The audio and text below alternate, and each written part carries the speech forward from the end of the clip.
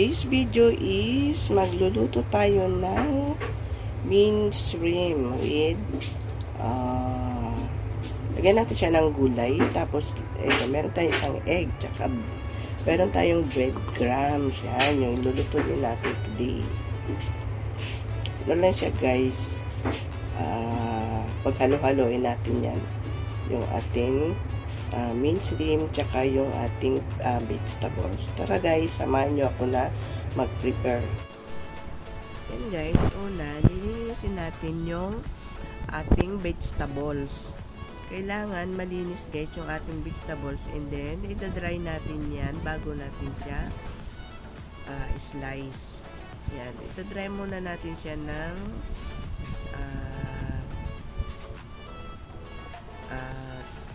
kitchen towel.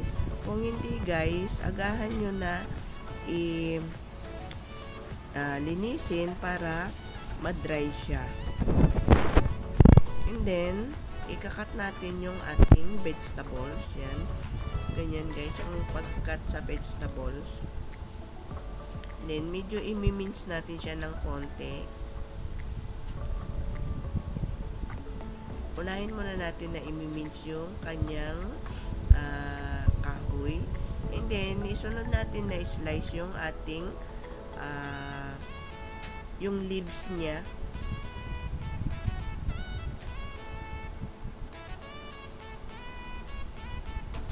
Yan, and then guys, yung kinuha ko na dyan na shrimp is yung na mince na siya, kasi mahirap siyang i-mince. Yan, binawasan ko siya guys kasi nga masyadong marami, kasi nga feeling ko parang hindi siya marami yung mince shrimp, niya siya guys.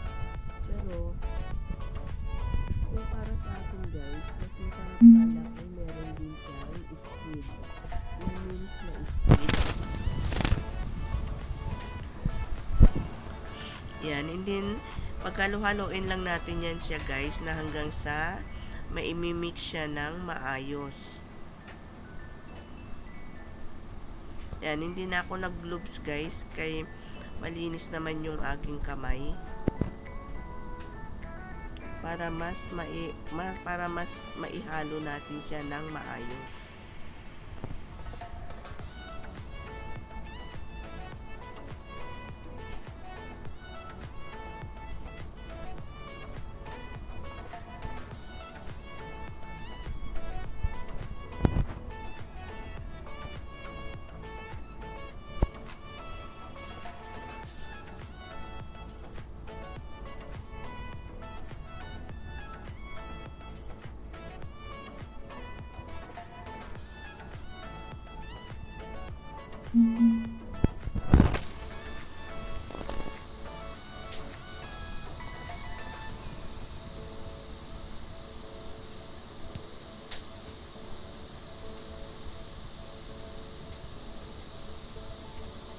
Yan, and then ganyan ninyo siya guys, para mas mas maganda pa yung pagka mix niya.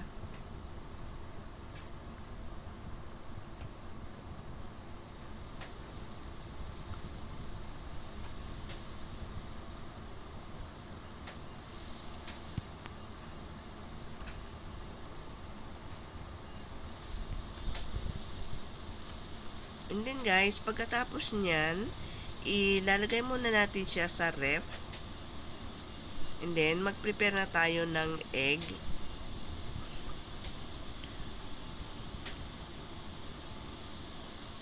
And then yung ating breadcrumbs.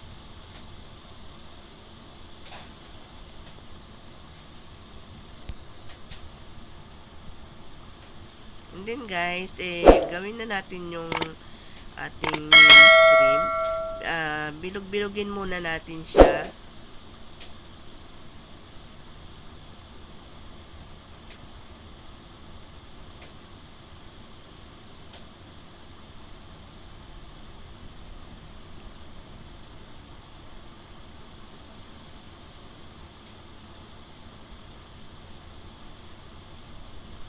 para mas madali na siya guys na ipagulong natin sa ating breadcrumbs.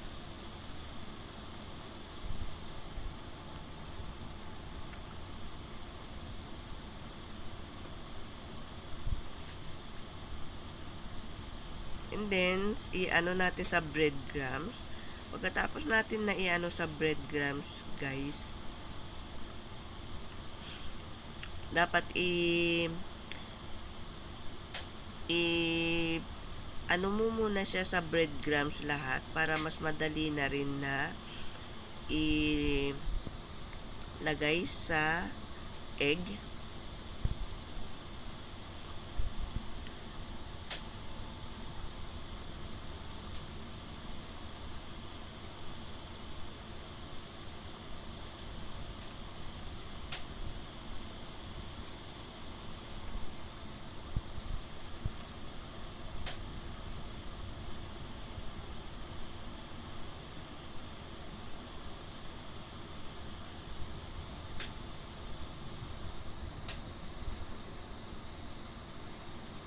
And then guys, i-ano natin siya sa egg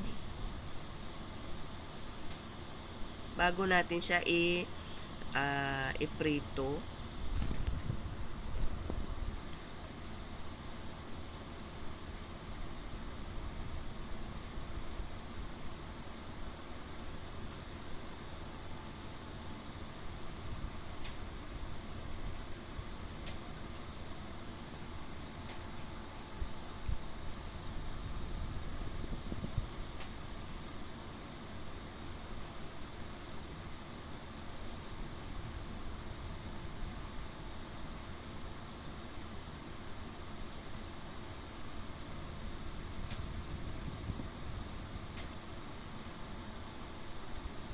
Yan, guys.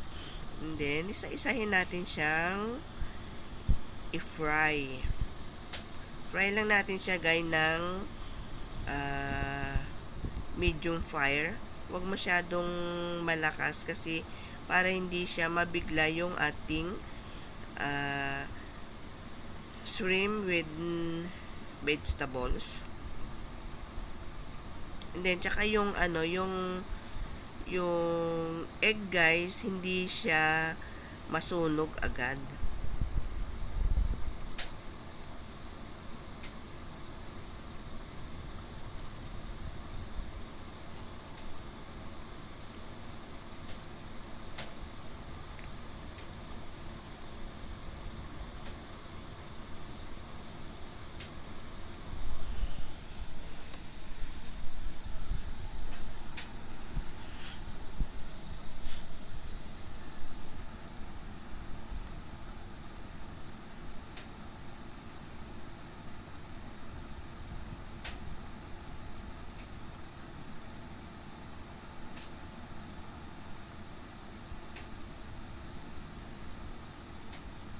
Yan, tingnan nyo guys,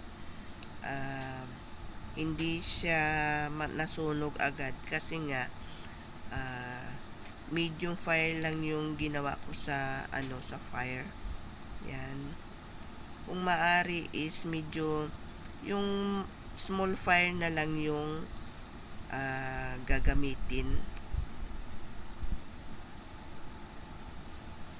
Kasi guys, kapag mabigla siya, pag malakas yung fire is mabibigla at masusunog yung egg.